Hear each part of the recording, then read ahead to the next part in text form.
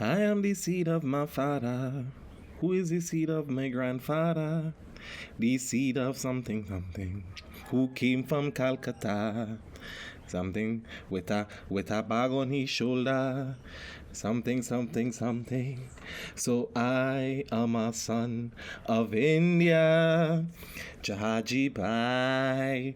I'm so sorry for butchering Brother Marvin's classic, well written, well sung, well composed, and most of all, well meaning song, Brotherhood on the Boat. Right? And with that, welcome to another episode of Portrait of My Life. I am your host, Amethyst. And I know I've been gone for a minute, but now I'm back with a jump off. And let me just apologize. Um, oh, let me just get this out of the way one time. Because I'm sure you could hear the ambient noise. The ambient noise in the background. Um, I I've changed locations, so when recording now, and I don't know for however long, it's not gonna be as quiet as it used to be. So and yes, that is my phone going off. I'm so sorry. No, a lot has been going on. A lot has been going on, folks. I can't put my phone on silent because the silence the silencer or the silence is not really a button, but that flippy thing on the side of your phone, it doesn't work for me. And oh well, I could put, no, I don't want to put my phone on the on do not disturb because I might be getting important calls. So yeah, a lot has been happening. I need a new phone, child. But anyway, a lot has been happening, and I don't even want to like blame elections because a lot has been happening before that. And I think the last episode that I released was well before elections. It could have been January if I'm not mistaken. So I can't even be like, oh, elections threw me off. Even though it had a huge part to play in why I haven't recorded in a minute. But life has just been lifing children. So that my personal life and with the results of election and the consequences of that has just not been kind to me. It hasn't been doing me well. So I just needed a moment. I never want to come on here and just give like a half-ass episode. Like even now I feel as though I sound very monotone. But yeah, I like to come and I like to come with I like to come with vigor and verve, I like to give it all you. Good. But we have some things here to talk about, and some heavy, and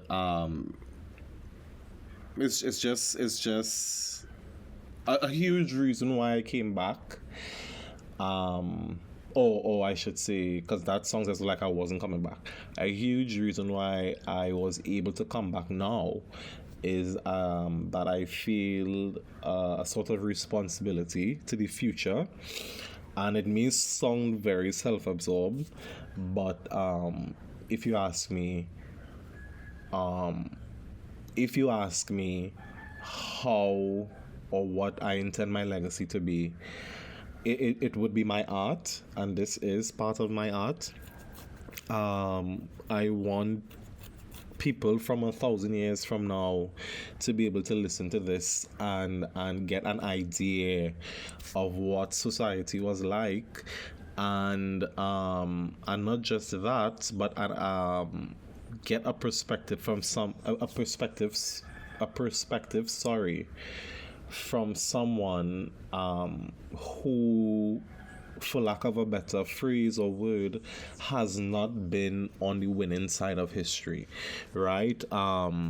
When history is told from the perspective of the winners, it can it can be warped, it can be changed, it could be censored, it could be sanitized. And so I just wanna, with all the noise that will already be there in 1,000 years, I just wanna give a perspective that is different. I don't necessarily believe in and I'm sorry for saying a lot. It's been a while, but I don't necessarily. Well, no, let me not be that person. The right thing is the right thing, and the wrong thing is the wrong thing. And yes, life has a lot of gray areas, but for stuff like this, for views on things like race and gender and human rights and sexuality, and like, there's right and there's wrong, and there's so much wrong out there that I just want to be one of the persons who contributed to accurate information. And even if that accurate information is quote unquote negative, that I could deliver it at least with some level of euphemism and or humor, but still be serious when I need to. So yeah. Basically, that was one of the driving forces for me to come back. So I'm back, and let's get into it. Now, a lot has been going on, especially on the Bird app.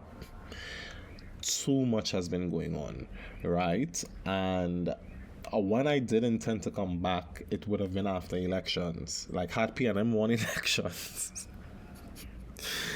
I would have probably dropped that episode the following day, right?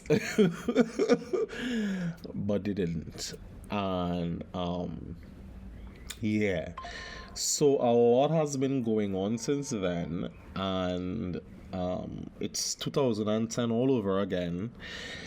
And racism has reared his ugly head again in our society. Now, I've mentioned on this podcast before that I know that it existed in Trinidad and Tobago, but it was like a open secret, you know. It was there, but it wasn't like overt in the sense that, you know, people coming out and calling you a nigger, and people just in public saying things like coolie and all them kind of thing. So, but it was there, you know, it's there because it's systemic. And I don't know if I've shared this story of when I used to work in that school, and the then senior teacher, who is of East Indian descent, referred to braids as big woman braids, and she don't want nobody in the school wearing big woman braids, and so I know it was always systemic. Most recently, I believe it's with CIC there, where they didn't want the boys to graduate who had long hair. So you know it's there, but when it becomes and I'm not saying that systemic racism isn't insidious or sinister in nature, but when it's overt and just stink and nasty, and it could feel the vitriol, is usually always around election time and after election time. And when UNC won this time, well, the floodgates were open, right? And people always say to me, you know what, Amethyst, it always comes from, it's on the both sides, Amethyst. And I'm like, no, right? In my experience, it is not always on from the both sides, right? And when you have that level of vitriol and venom and bitterness, the only next step is violence. It's like physical violence, right? So it's not always both sides. right? And this one hungry and all this stinking PNM people. And oh yes, PNM is now a slur, just like how nigger was a slur. PNM, retard. These are slurs in Trinidad and Tobago, right? Twitter is like PNM strong, like all those things are slurs now for nigger. This Walcott boy, can't remember his first name. That girl's brother. Racist, just a set of racist. And these are people who want here to come like, is it Colombia? In terms of the judicial system, they want to just be able to just lock people up without due process and put them in a system that is not fit for humans. Yes, these people are criminals, but we have been approaching crime wrong. And again, off topic here, right? Crime is a social issue and it needs social solutions. Caging people and treating them like animals is not a solution, right? They need to put rehabilitation programs in place. An idiot was like, that is the model that does work. And I was like, what? There are models in quote-unquote first world countries that have rehabilitation programs that properly rehabilitate criminals and reintegrate them back into society, and they have the lowest recidivism rates in the world.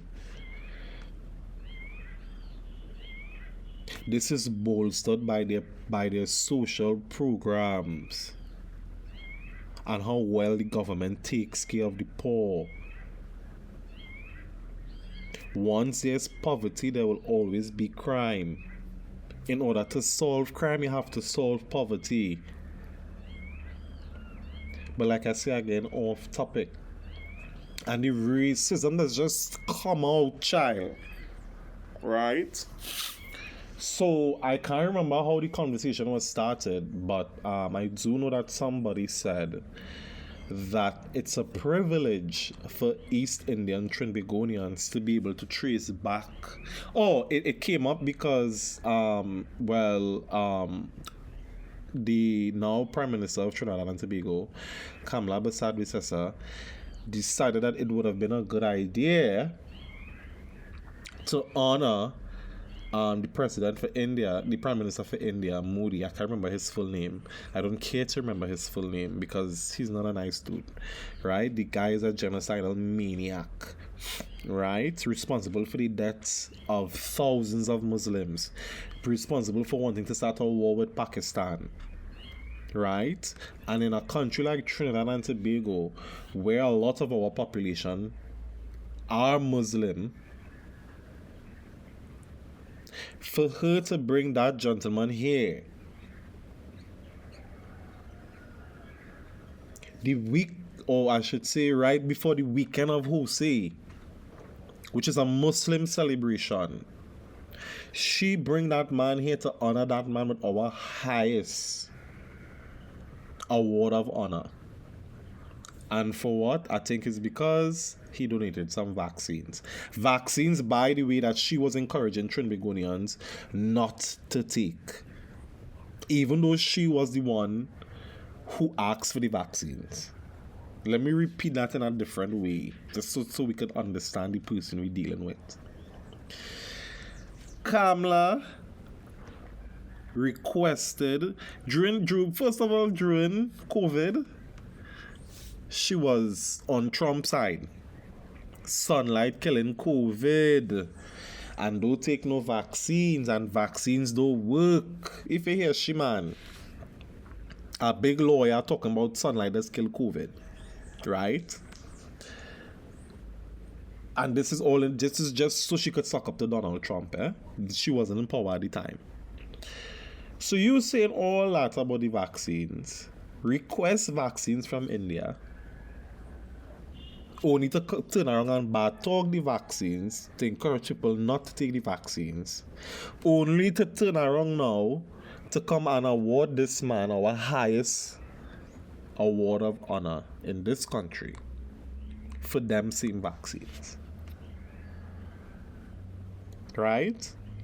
But it doesn't stop there, because in receiving the award, Moody then said that I think he gifted a number of other things, but the standout one was that he issued citizenship for sixth generation Indians living in Trinidad and Tobago. Oh, no, of the Indian diaspora living in Trinidad and Tobago, right? Or from Indian lineage is what I took to mean from it. And my obvious question was, well, that's good. Like, I'm not mad at it. If it is Indo-Trinbagonians could go to India to study for university, notwithstanding that the highest award of honor in our country was given to a man who just mass killed a bunch of Muslims that also represents a portion of our society, and you're now giving him an award so that we could get a gift that only benefits one race of the population. Okay, fine, but not one race. It shouldn't benefit one race, right? Because if it's from India and the India diaspora living in Trinidad and Tobago, citizens of Trinidad and Tobago, it should be anybody with Indian parents, whether that is one or two, right? So my question was, cool, great, fine, whatever, even though one race benefiting from it. What about Douglas? And I don't mean Douglas that does look like my sisters, who does look real Indian. Like my eldest sister, her hair is straight. And genetics is a crazy thing, eh? Because they have the same father, three of them. My eldest sister hair is straight. That girl here can't hold curls for nothing. My late brother, his hair was thick. It was the thickest. You know Sai Baba? You remember that picture of Sai Baba? The afro? My brother. And then my sister, her hair was the curliest. She had the 50-50 balance, I guess. Her hair was the curliest. It's still the curliest, right? And they have the same father. What about their children? My nibblings. And yes, that is our official word for your siblings' children. Because one of them red skin and her hair coarse, she don't look like no Indian. Like she had no part of Indian in she. Right? And the next two, dark skin, same hair texture.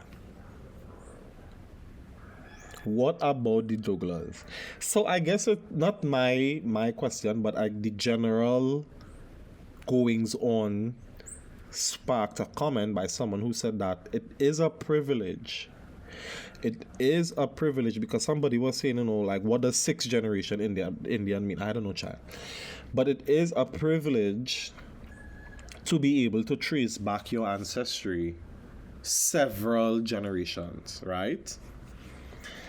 And somebody, I guess, jump up and bawl, that's racist. That's racist. All right, so we get into it now.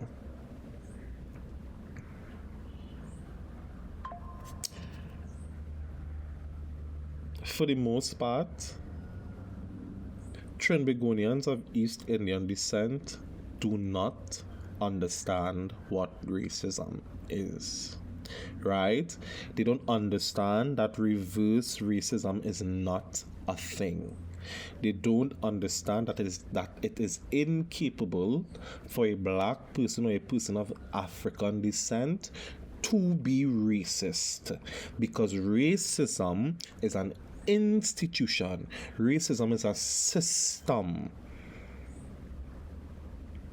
Going back to the example of what that senior teacher was able to say in front an assembly that she don't want no big woman braids in she school. That is institutional racism. Black people cannot affect or change that. Because had an African principal gotten up in front of there and said, she don't want nobody coming out with she don't want nobody coming to school with the hair, you know, without it being in braids.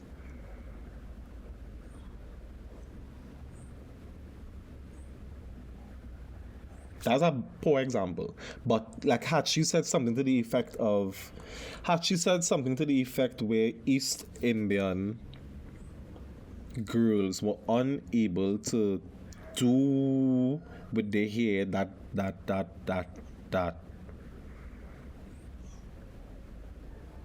comes naturally to them, or that is natural for their ethnicity, right? It would have been an issue. Braids are a natural path of a African girl's journey. It is a protective hairstyle. It looks nice. It lasts a long time. It's synonymous with the race. And even in that instance, my question to the staff was, and the principal, because like I said, she was a senior teacher. So I went to the principal. I was like, well, what is big woman braids? What does that mean? Because she didn't specify in the assembly. What does it mean? And she also said she don't want, I'm telling you, she singled out the African girls and said that their hairs must be plait. Like they can't put it in a one. You know, you put it like in a one and then it had like the little poofy bun at the top. She didn't like that. You had us to plait down the poofy bun.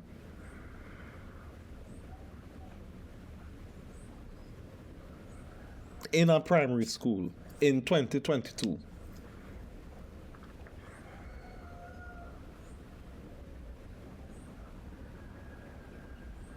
If I tell you that zoning is racist,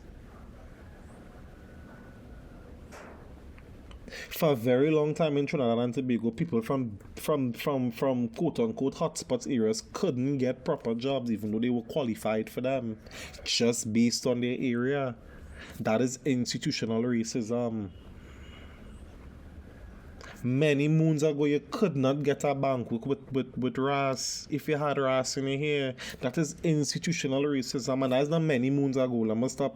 It's not no many moons ago. I talking about when I was a teenager. You couldn't get office work with certain hairstyle RAS. Somebody tell me that my plaits is not professional. And that's why I cut them, because I was looking for work. Institutional racism. We can't affect that. We don't have the power to affect or change that. So we cannot be racist. Of course, we can indulge in stereotypes. And we could be prejudiced. And I say that with a grain of salt, because even prejudice, you have to have a certain level of power to be prejudiced, right? But we can't be stereotypical. We can't play into racist stereotypes. Yes, but we cannot be racist. And until and unless East Indian Tobagonians are willing to accept, because the conversation went on, oh, that's racist, and East Indian Trinbagonians, East Indians who came here were oppressed as well. And it's like, okay, let me shut that down on the spot.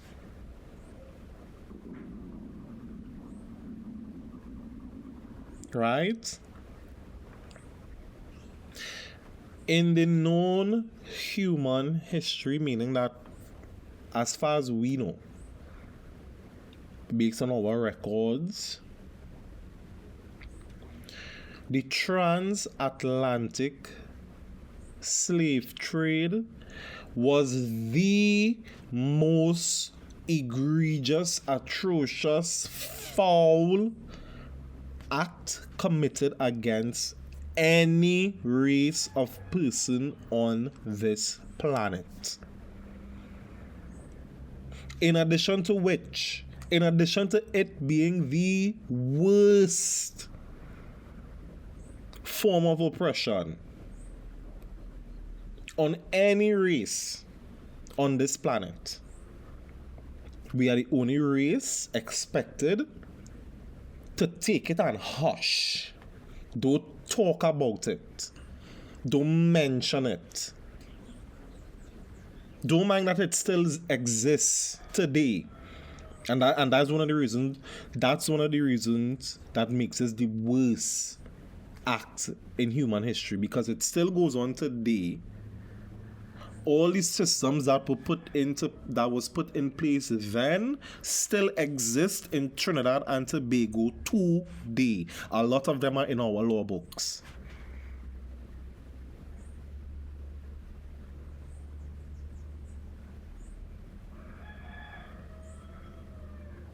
Don't mind that we still psychologically, genetically experience or inherit the trauma from slavery from our ancestors. We still have to operate in the same system they were oppressed under. They just change up a lot of things and we just don't recognize it now. And that's why a lot of them could say, oh, Trinidad had no racism. And what racism Trinidad have? Which name is Nalini Maharaj? Well, I think she good. And oh how Afro-Trinbagonians just complain too much, and she have an African friend who do talk about slavery and they overcome. Just reading everything out of a white supremacist playbook, because they just say the exact same things. And it's so interesting that Nalini Maharaj, who is an advocate for stray dogs in this country, could see the plight of stray dogs but cannot see the effects of institutional racism on other human beings she share a country with. Our lives and our plight mean less to these people than stray dogs.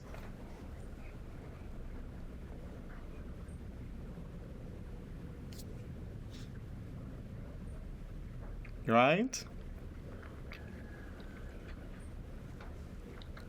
Until and unless East Indian Trinbagonians, accept that racism was worse. Slavery, was worse. And that African descending Trinbagonians are disproportionately targeted and affected by racism. Right?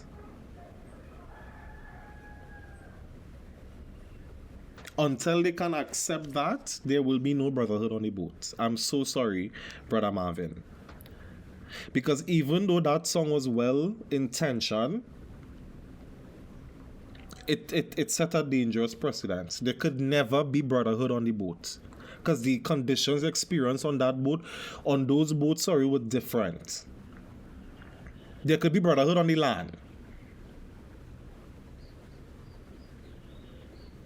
The conditions in which Africans were brought to this country was so extreme, and not just this country, but other Caribbean islands as well, and America, and some parts of Europe.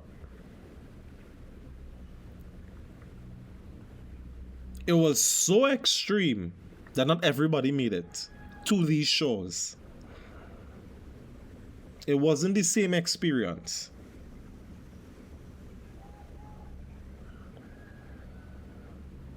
It wasn't the same in volume, like it just in sheer volume alone. If you multiply all those atrocities,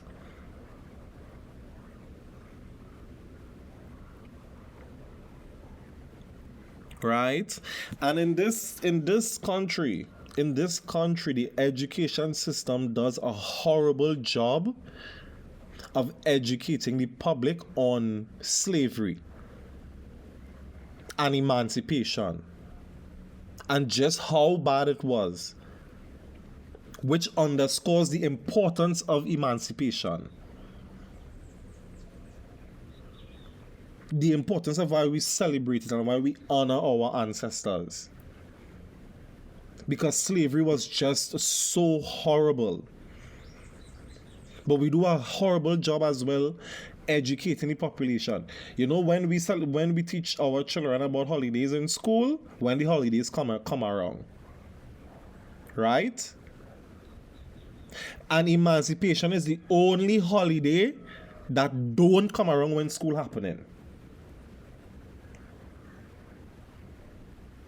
Emancipation is the 1st of August. School close to a month now. And it's not going to open for next month.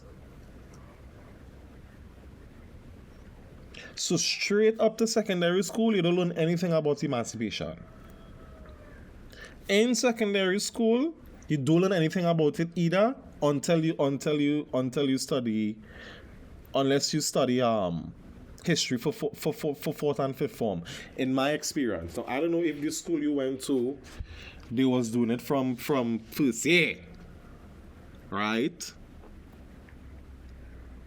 But in my school experience and having worked in a primary school, they don't teach it. So some people go all the way up to university without hearing about the atrocities of slavery. Right? And it is touched on, at least in UE, in Caribbean civilization, they did address slavery. As a matter of fact, they went way back to the Amerindians. Some clown was like, what about the Amerindians? Who experienced atrocities as well. But they said, fuck that shit. Is it that we kill or you kill me or we kill we self?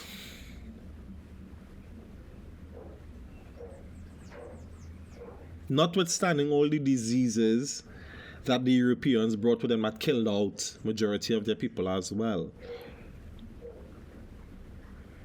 The reasons why they had to get African slaves is because there were no more Amerindians. Right? So they weren't subjugated to over 500 years of chattel slavery.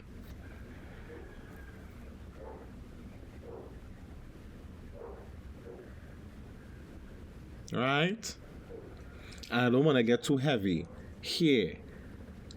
If you're an East Indian person listening to this and you don't know the atrocities of slavery, go and do your research on it.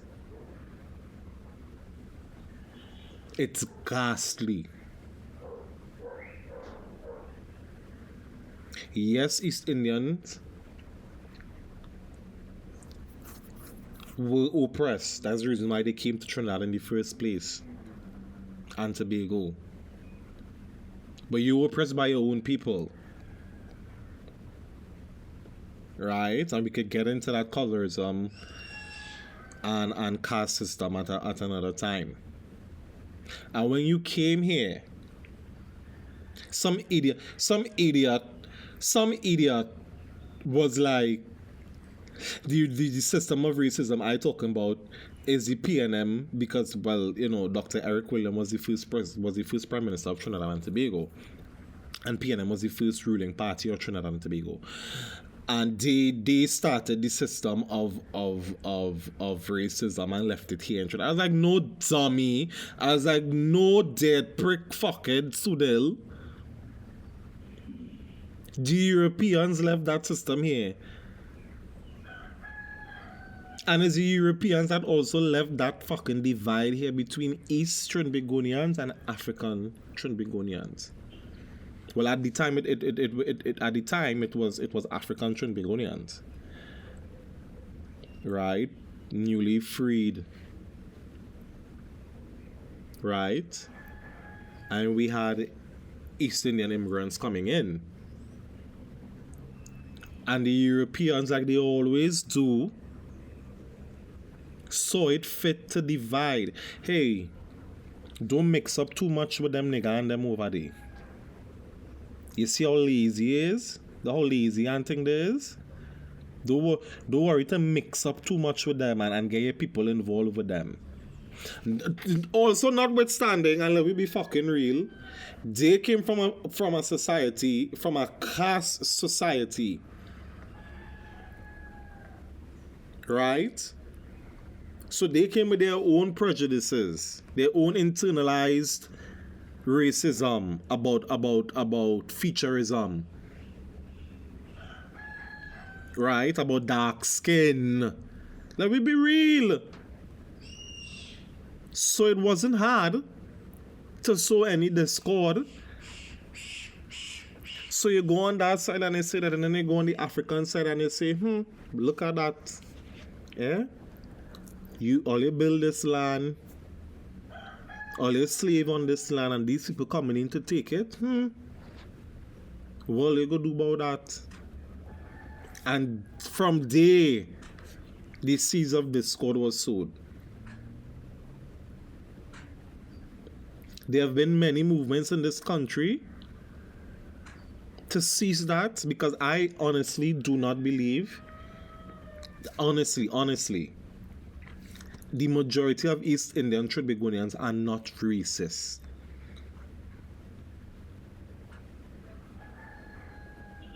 They're not racist. They don't like racism. They don't like that divide. They don't like separating themselves from the Trinbagonian identity.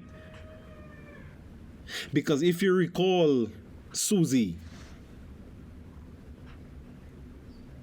when they intended to make the steel pan, the emblem on the coat of arms, you know what a lot of East Indians jump up and say? What about the Tassa drums? What about we?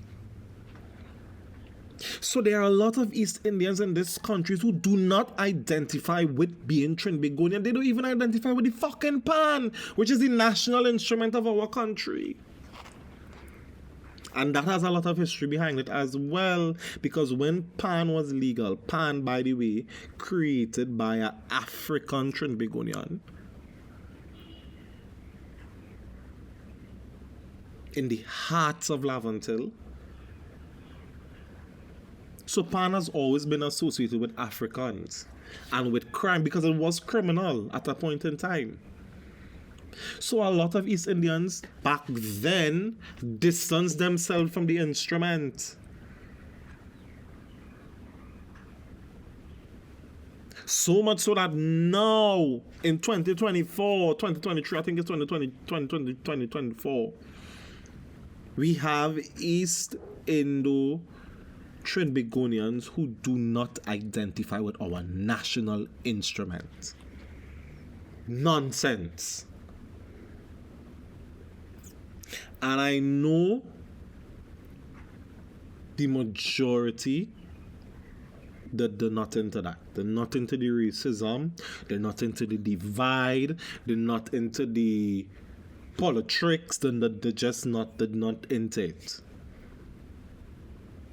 But they need to speak up. And they need to speak up publicly, and they need to stand with African Trinbagonians. Because of the myriad of Twitter accounts that are owned by East Indian Trinbagonians, there's only like one or two persons of East Indo descent really standing up for African Trinbagonians and saying, no, that's not what they said.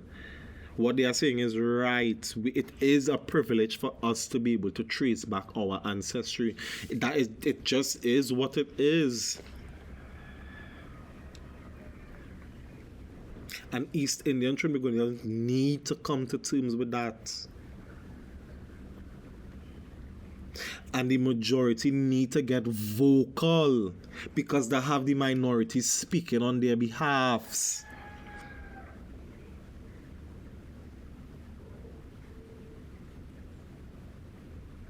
I would like to use this time to shout out whoever was the creator of Doughlarize the Nation. Because it did a lot for African, and I don't care what they say, it did a lot for East Indian and Afro-descendant Trinbagonians relation in this country. Doughlarizing the nation was one of the best things we could have do for this country. And sorry if you hear my stomach grumbling. Don't judge me. I need for the morning. That person deserves plenty, or those persons deserve plenty. It's time for me to stop that foolishness now, man. But East Indian Trinbagonians need to get real to the reality of things here in Trinidad and Tobago. Because the real racists who fighting them, they don't go after them. They don't go after the Syrians. They don't go after the Chinese. They don't go after the Portuguese descent, and all the white fucking, like, let the Walcotts and them, like, be for fucking real. Jenny's on the boulevard where they host the fucking Trump party. But then again, child, come up, and like I said, when your values are tied to politics and political parties, Kamala is a Trump supporter. All right. Anyway, speaking about Kamala, Madam intends to raise the age limit to drink from 18 to 21, but the age limit to consume, to use marijuana from 18 to 25. Tell me if that is not some fucking bullshit. Now, somebody tweeted, and I'm so sorry that I don't have the person name right here. It was a very, very great tweet. I think she encapsulated it very well. She was like, okay, great. You want to change the legal limit, the legal limit, to drink from 18 to 21 and marijuana from 18 to 25. Okay, great. Because there are a lot of and I've said, anyway, let me say this. She said because there are a lot of research, scientific research, on the effects of alcohol on the brain before the age of 25, right? But she also went on to say, so if that is the cause for wanting to raise the age limit, because they didn't give a reason, she didn't say, well, because of X, Y, and Z, because of so and so studies, because of... But to be honest, I never listened to the fucking thing. Let me not say that. Let me not say that. I don't know if she said that. Let me not say that. Right? But from what I gathered from social media, it doesn't seem as though that's what was said. Because she went on to say, if that's the case, then why a reason alcohol to 21 alone, but marijuana to 25? To which I added, with a scientific graph from scientific research of the effects of substances on your brain, and I'm pulling it up right now, right? If it is you're raising the age limit so that you want to give young Trinbagonians' brain a chance to develop, then you should have raised alcohol to 25 as well, right? Because according to the next person on Twitter, after the age of 25, after your brain, I guess, has fully developed, push through. Why I have alcohol at 21 and marijuana at 25? And I telling all you, there is a silent, first of all, there is a push to make Trinidad more conservative. And I don't mean conservative as in Republican, although I would admit, based on that tweet that I tweeted, I would admit that at this point, it's probably interchangeable.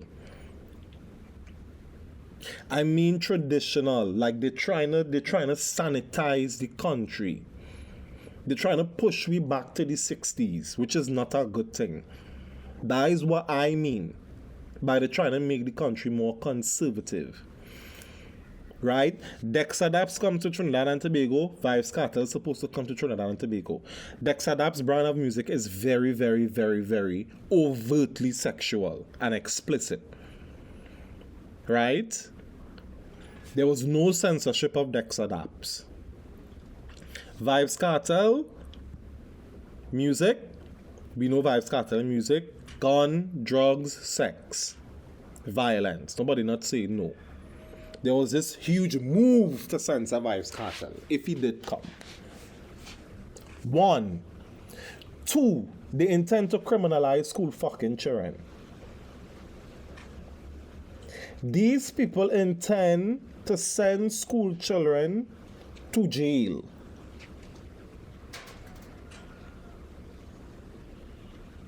Right? Or to charge them or to penalize. No rehabilitation. No programs for reintegration. No social work to find out why these children behaving like that, which would reveal that these children living in some dire situations. Again, these are social issues, and just jailing everybody not going and solve it. 2, that was 2. 3 for this bullshit now.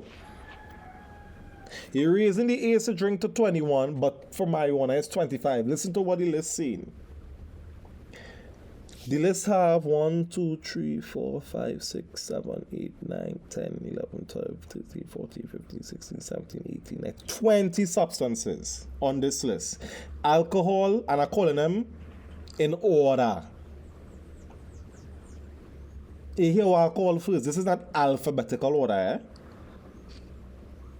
These are the substances that have the most dangerous effect on human life.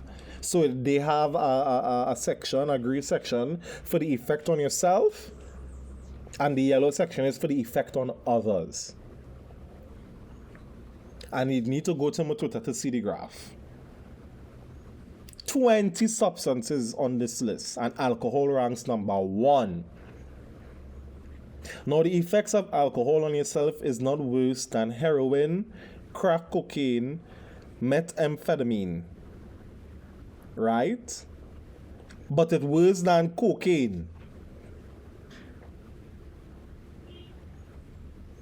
Fucking cocaine. Coke. But they're probably talking about the white stuff here, child. No, look, crack, you're right. Crack cocaine worse. Right. So they talk about, well, here they talk about the pure stuff, child. The stuff that Rick James and and Tina Marie used to snort back in the day, child. Allegedly, because they ain't go sue me, bitch. The estate that Rick James and Tina Marie won't sue me. Child cheese.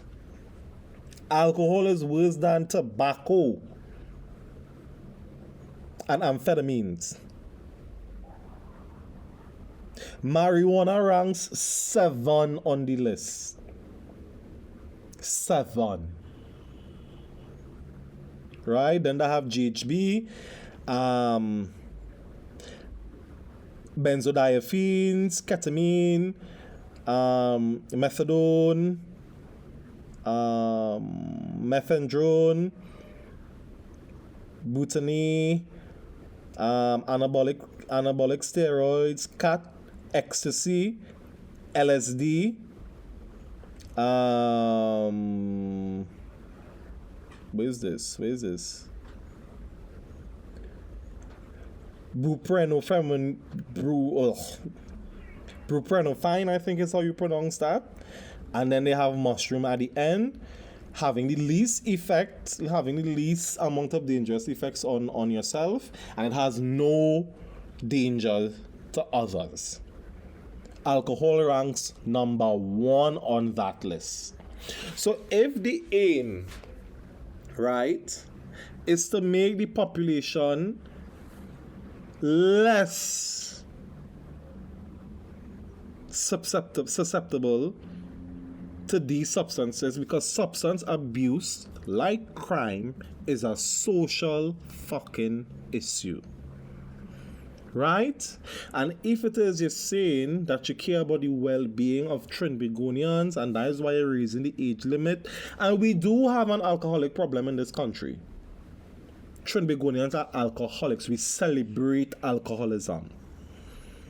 And you're trying to curb that, then wouldn't it be more prudent, based on the numbers, based on the science, based on the research, wouldn't it be more prudent to raise the age limit to drink to 25 as well?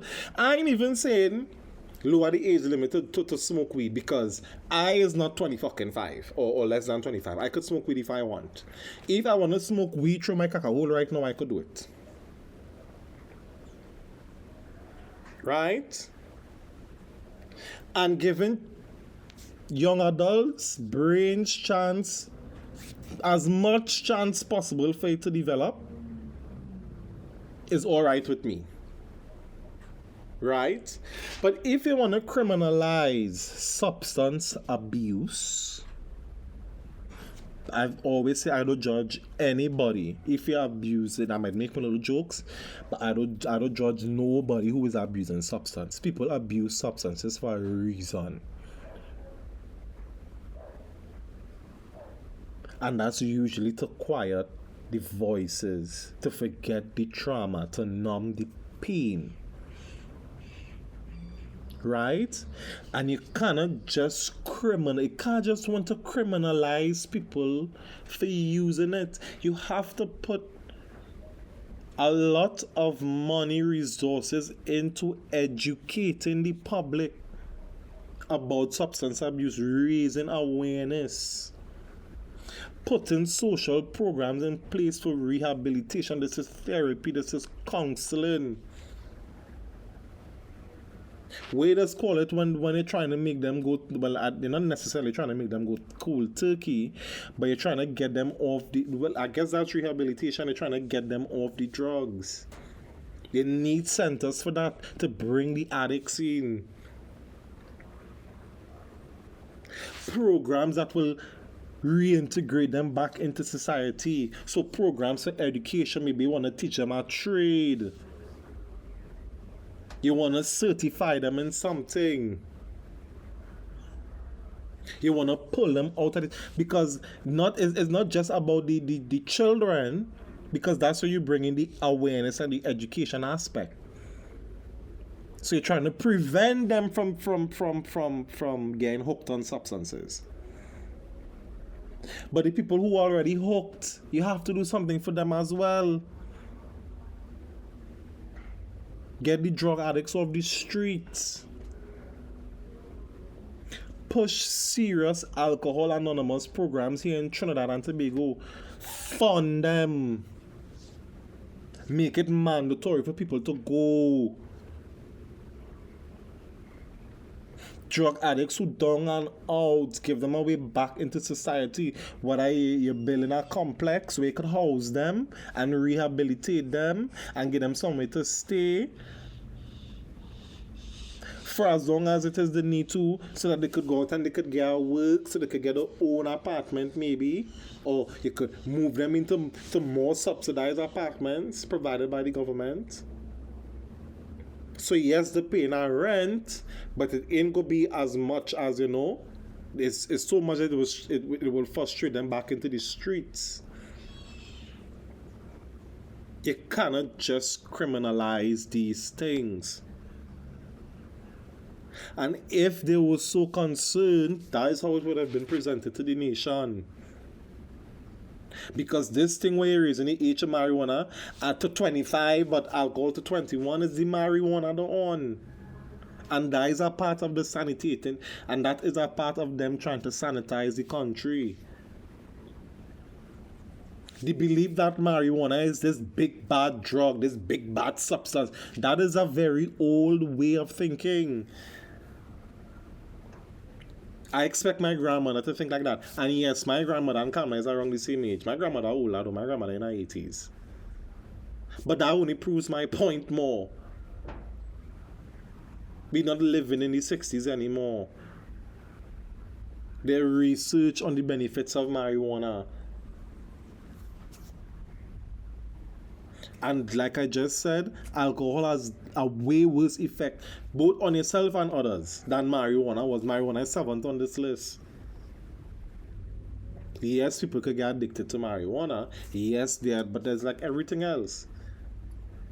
There are side effects for the drugs that could go in the pharmacy and buy.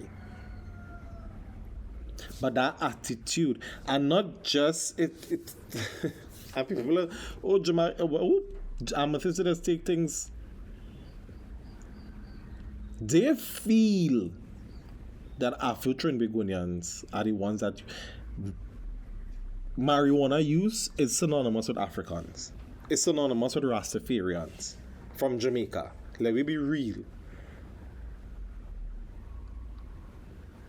Let me be real. Weed smoking is synonymous with Rastas.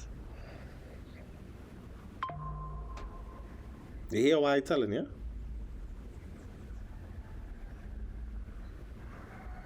Don't tell me that we don't experience racism in this country. Don't tell me racism is not institutional. That is the tea there, you know. That people in, and that is why I say there's a move to sanitize the country. There's a move to go back. And somebody pointed out there's a global move for that, right? Especially in America. But people watching it on the surface still. Because what Trump doing in America is huge violations against human rights. This is the same man that Kamala following. She be in her letter to him. She praised him for wanting to bring back traditional values to America. Traditional values on sex, gender, sexuality. These are the things that she believes in. It's only a matter of time before she try getting it here. She's starting small. There's always start small. Nazi Germany started small. Hitler started small. It's only a matter of time before they go behind the Venezuelans in this country. Again. She done making bacchanal with the Prime Minister of Venezuela, or the President. During the PNM time, they were the most vocal against Venezuelan immigrants coming in here and making a life for themselves. It's only a matter of time before they start criminalizing other things. That's how it take piece by piece, and again no resistance. So you just have to take bigger and bigger and bigger. You just test the water and test the water until we back into fucking slavery days. Because that is where America trying to go. And they want to make Trinidad and Tobago this fucking pristine conservative state where men marry women and they have children and families and white picket fence. There's no marijuana usage. It have no gun music. It have no gunman in the hole. It have none of them thing. It have no loudness. That was the next thing. Philip Alexander, if you remember, one of the residents St. Anne's had to suffer. It's all of those things. Right? Anyway, Moving on. Pay attention to the mischief. Ask questions. It's been an hour and I've been talking about fucking politics. Moving on. Right? And that was all the heavy things for today. Alright, next thing, and some of these things are old things, eh? But we get into it for the next half an hour, 45 minutes or so. Let me see. There was a story where a woman attended a funeral of her baby father. And now they say baby daddy, eh? Now, I don't know if they were still together. I don't know if it was a thing at the past. I don't know. But all this is that the woman who went the people funeral, they went the man funeral, and she kissed the piggy. I don't know how, because all the funerals I ever went to, they don't open up the whole casket. There's just open up the top where you can see the face, and they might see the hands depending on how to place the hands. So I don't know how she get access to the man, or to the man would she kiss the man would in the funeral. And that was a big uproar for obvious reasons. Child cheese, I could imagine she says shit. Bitch, this dick brought me good memories. It gave me my child or children, because I don't know how much children she have for the man. And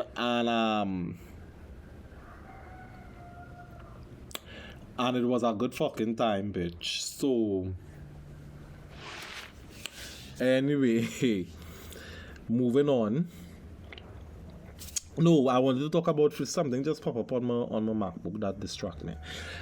I wanted to talk about funeral etiquette, because that's a bit extreme, on the extreme ends of thing. But I wanted to talk about funeral etiquette.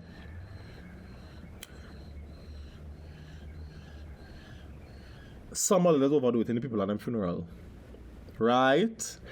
When you go to a funeral, you're supposed to arrive on time. 1. Right? 2. 1 program, preferably per household, but 1 program per person. Stop taking program for other people. And Margaret couldn't make it, but I know she would have want a program. And then my neighbor, she ain't get a flight from the States, so why don't get she your fucking program? Or take a picture of the program and share it on WhatsApp. Or you always want program. And some of them does want program before the funeral started. That's not nice. You cannot get program before the body reach or before the family are. You want to get program before the family. Forgive that hawk in the background. You want to get, right, program before the family even reach. It don't work so. Stop. Before I could die, the last one I want to touch on. If you did not go in the church or whatsoever, some people don't church the body in a church. Some people let the pastor come home and the pastor go pray for the body home and thing, right? If you did not attend that, do not want to attend the people repast. That is not nice. That is not nice. You cannot just want to eat in the people's funeral. That is greediness and licorishness. If it wasn't good with the person in life, do not go to the person's funeral in death. It is okay. Send the condolences on the wind.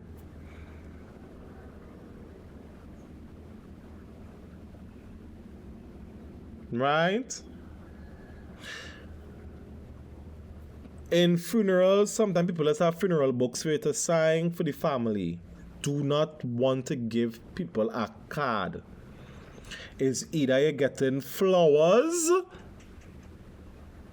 to put on the grave or to put on the casket or the coffin whatsoever, or for the family, or you're giving the people fucking money. Do not send a card. Do not give people a card. What people will do with a card from the pharmacy in Sawa? At least the flowers could go on the grave to make it look pretty and nice and plentiful. And like the person was loved in life. But what you want the grieving family to do with the card? Read it over and over?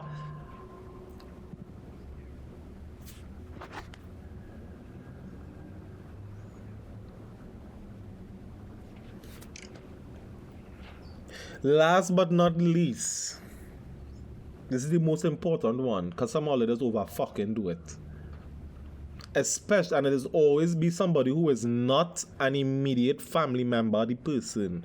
Stop taking out pictures of people in the coffin and in the casket and putting it up on social media. Stop it. Stop it. Especially if it's not your immediate family member. Right? Now, we would notice I didn't say going funeral to cuss people, going funeral to fight, going funeral to roll in the grave. No, you could do all them things. All them things as add to the... Okay.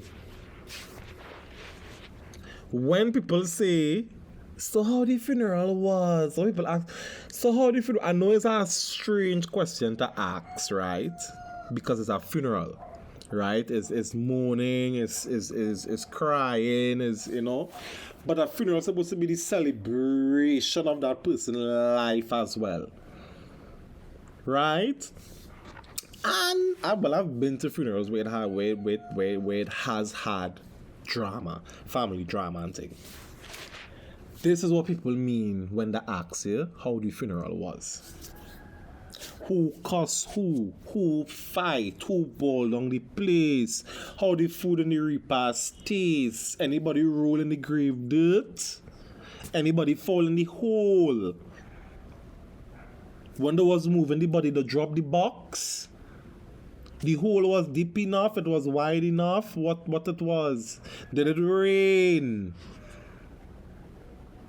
Any outside family members show up, meaning like the man live with your wife for how much donkey years, children, grandchildren, bring children, funeral reach, the man funeral come.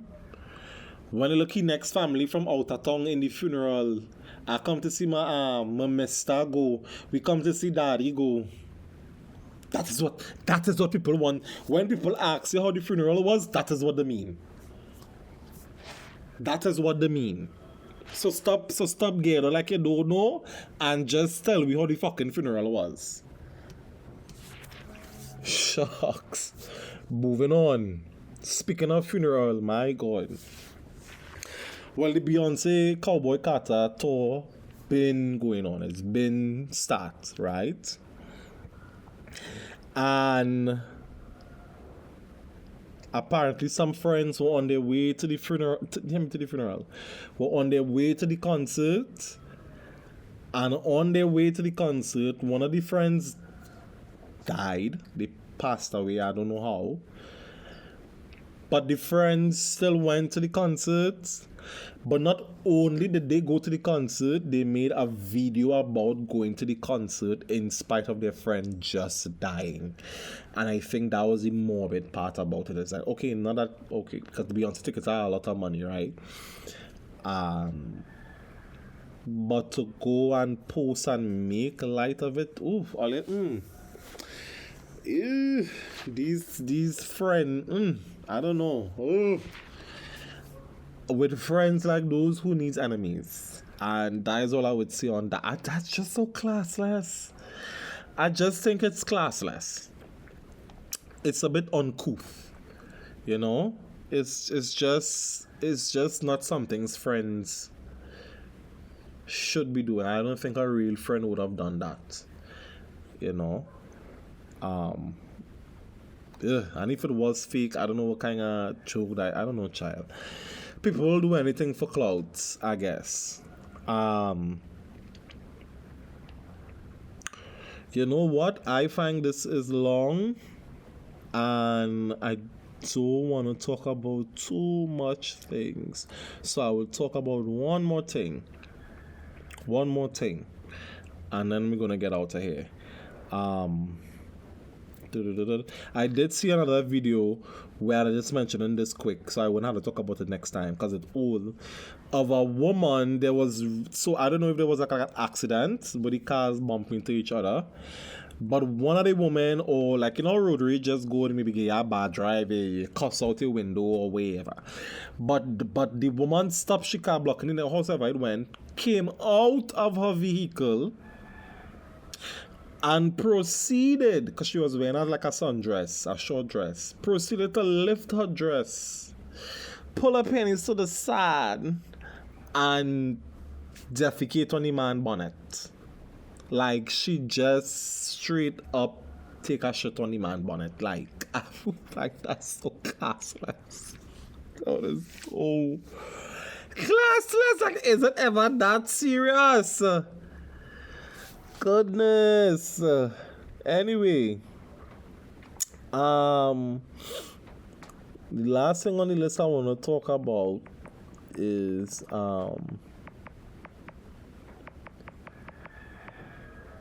media from the 90s, right? Or media in general.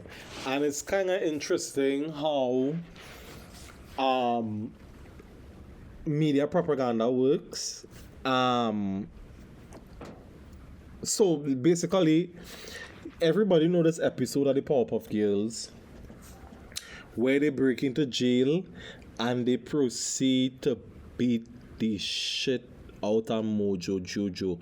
Listen, I think Bubbles stomp Mojo Jojo so fucking hard in his face that the eyes come out his socket. The eyes come out the eye sockets.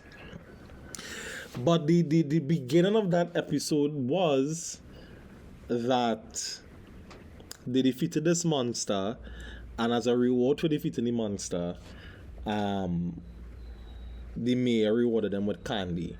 Now it seemed as though it was their first time having candy, right? Blossom even went on to say that the professor said that candy isn't good for you, right?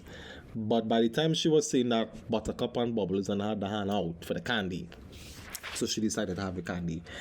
And it's obvious that they experience a kind of sugar high. I want to say like a sugar rush, but it's more like a high. Like, you know, that high from the first time you smoke weed or from the first time you do LSD. Ooh, bitch, I tell them people in business.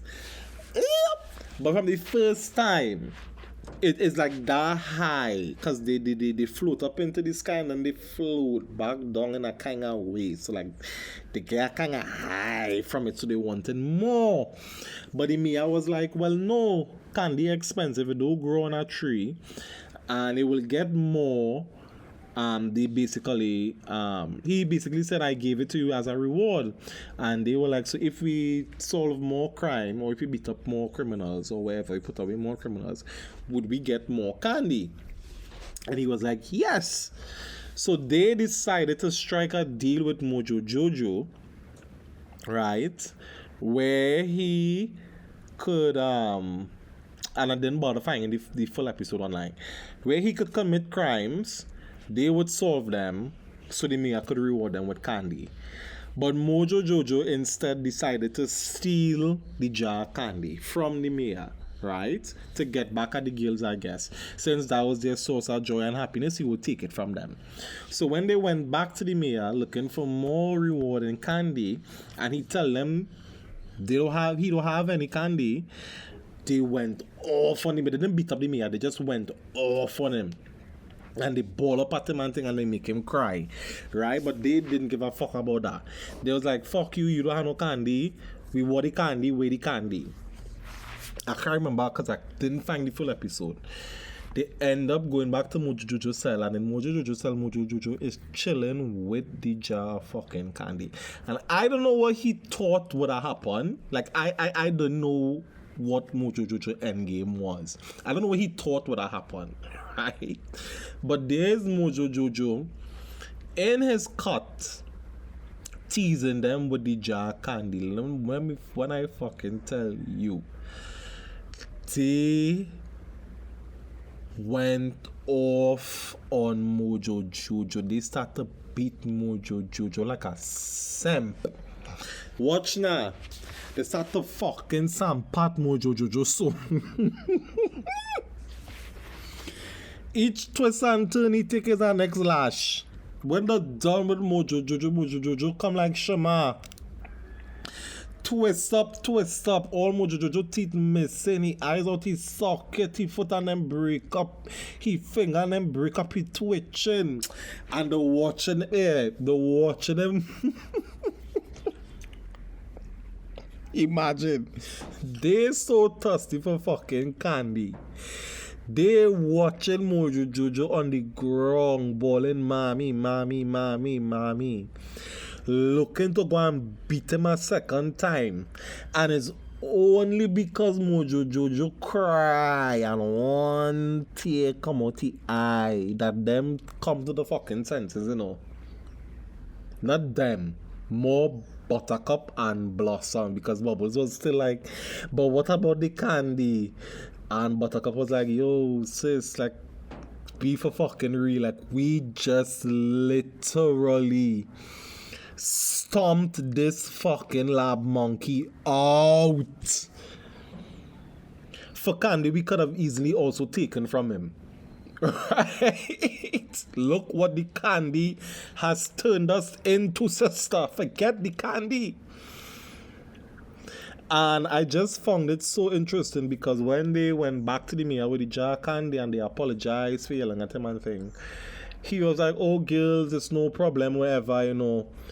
The candy turned you into people that you aren't, basically. Right? And I took that as candy propaganda. You know, at that time it was heavily, and probably still at this time, you know, parents would consider candy to be bad for children. But the overeating of candy and not brushing your teeth is what is bad for children, and not necessarily the candy itself. I think sugar highs or sugar rush, as they call them, are myths. I don't quote me on that, but I believe those are myths. Those are all myths. Those are all anti-sugar, anti-propaganda myths. Anti-sugar, anti-candy propaganda myth. Sorry. But don't quote me on that. And I just found it so interesting, that episode, because they were doing illegal activities. They literally partner up with the number one crime boss in the city, to commit crimes so that they could get the reward for it. Now that song and bitch. That there might be a bit of propaganda as well, but that's either here nor there. But and just to get some candy. And what kind of candy me I had, so I tell you, the girl and them float up. That must have been the candidates be taking in stink and dirty. Then there's people passing out on the road and the partner and them had to tow them home, or the home girls had to stay with them and remain with them until the ride reached, so nothing happened to them. Child cheese. No, looking back at these cartoons, like I always say, cartoons are cartoons to distract children, but the adults are supposed to watch cartoons with their children. That is why cartoons have adult jokes. It's not for the children, because the children are supposed to go over their heads. The adult jokes or the adult themes or subjects are for the adults. You are supposed to watch cartoons with your children. All the parents listening, you are supposed to watch cartoons with your children. The adult humor in cartoons or children shows are for you, not for your children. It's supposed to go over your children's head. It have no satanic agenda in that, have no subliminal messaging. Shouts out to the early YouTube users who would know about that conspiracy. But anyway, thank you so much for tuning in. This is already so very long. It's already going to take so very long to upload to the intranet. Thank you so much to all the people who've been messaging and asking, when you're gonna come out, when we're gonna get our next episode. We've been missing you. Oh my gosh, I was supposed to talk about the Douens experience in this episode and I did not. But the episode is already so long. And okay, this is the last thing I'm gonna talk about here. Fuck it, right? It's gonna take a while to upload, but fuck it. I'm doing it for the people, I'm doing it for you. So I recently tweeted, there was a tweet going around the Bird app asking people to share a bit of lore about themselves, right? Share some kind of story about yourself that only people who really know you would know, And this is not a story outside of my family because I don't really share this story. So people outside of my family don't know this. But okay. It is said that I was once kidnapped by Douens, right? And if you're not from Trinidad and Tobago and you're not familiar with what a Douen is, that's Douen. A Douen. A Douen is a spirit or an entity. Well, a Douen is the spirit of a child who would have passed away, who would have died before they were christened, right? So instead of going to purgatory or heaven or whatsoever, that child soul would then become a Douen. And it's basically a naked child with a straw hat. They don't really have discernible face features. And their feet, like from their ankle is backward. It's like back to front.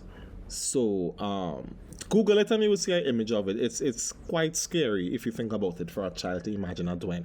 Imagine as a child with feet that are twist from the back to the front, right? Right. So that's a Douen. So the story goes that I was by my grandparents.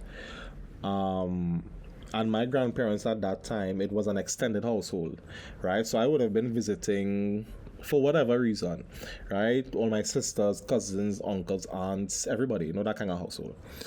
So while I was sleeping there, my grandparents were awoken in the morning to calls from the neighbor or from somebody in the neighborhood, right?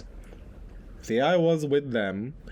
And she said that she saw me by a water pump. The neighborhood have a water pump and a water well.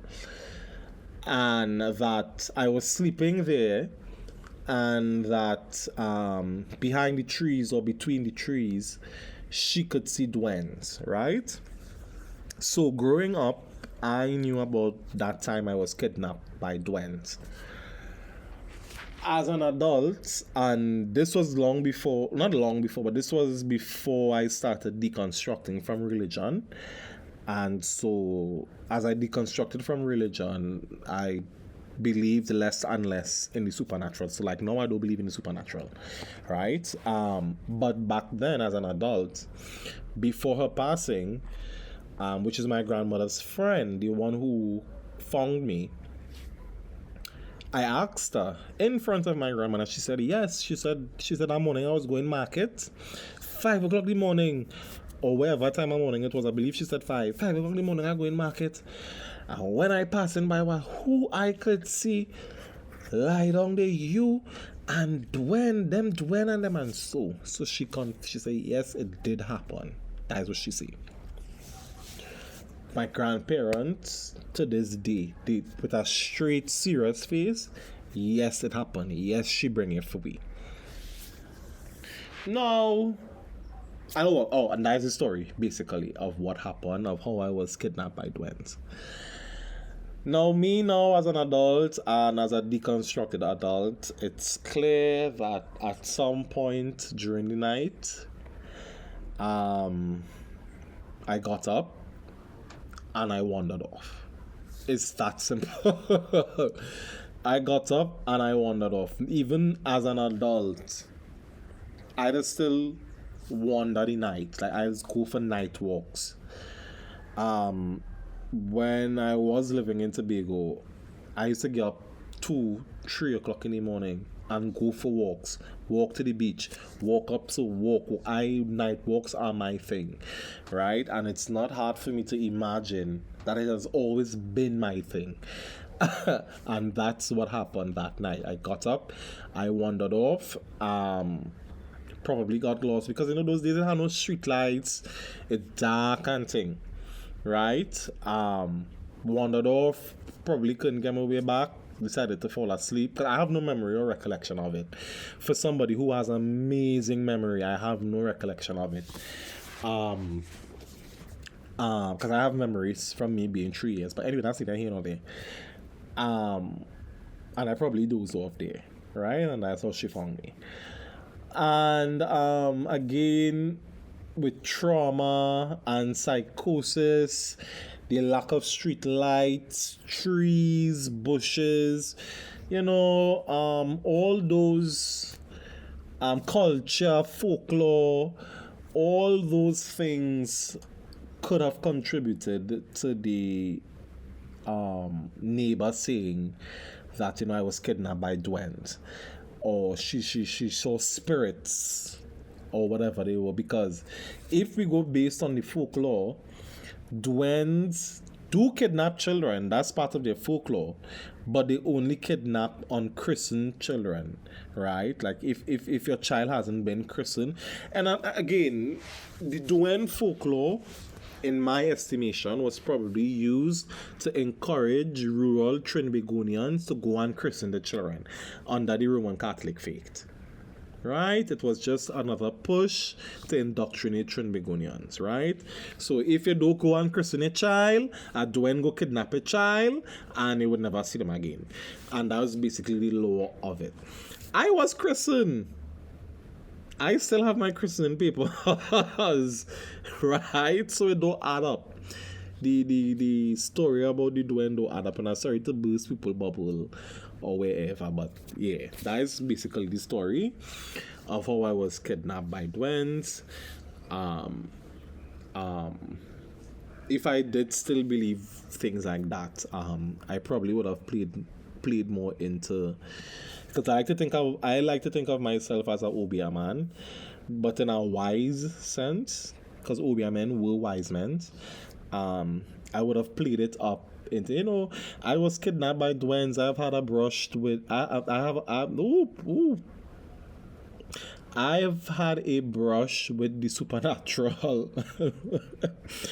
I've been touched by all these things sounding wrong, but I've had encounters with the otherworldly. I would have played more into it as part of my, and I still can as an artist, and I probably will in the future. But it's just very interesting.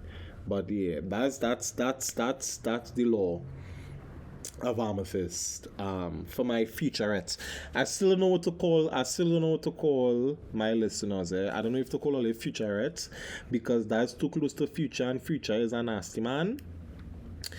But I feel I want to call all something like that. To the futures. Anyway, something I will think about something. Future mites or something.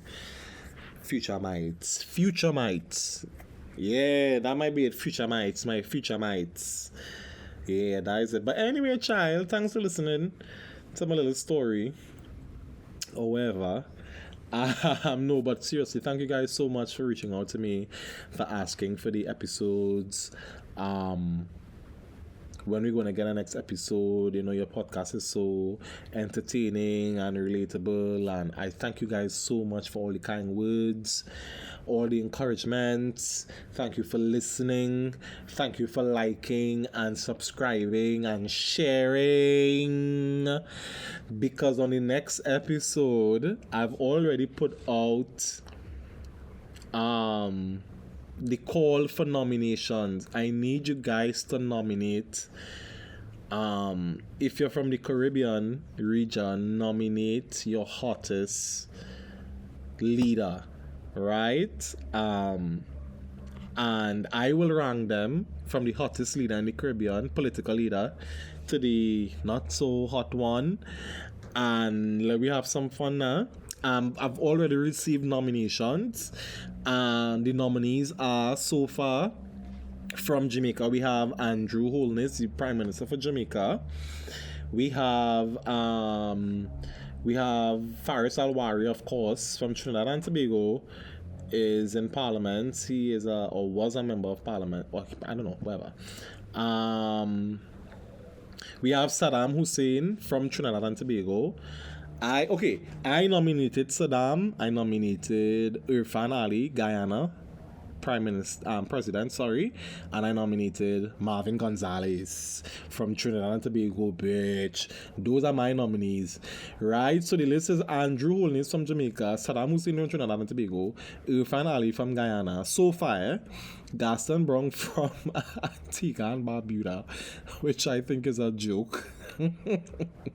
Marvin Gonzalez from Trinidad and Tobago, and Faris Alwari from Trinidad and Tobago. And that is the list so far. So tune in next time to hear who is number one and the entirety of the list. And let's have a good time. Thank you guys so much. Take care and have a good weekend.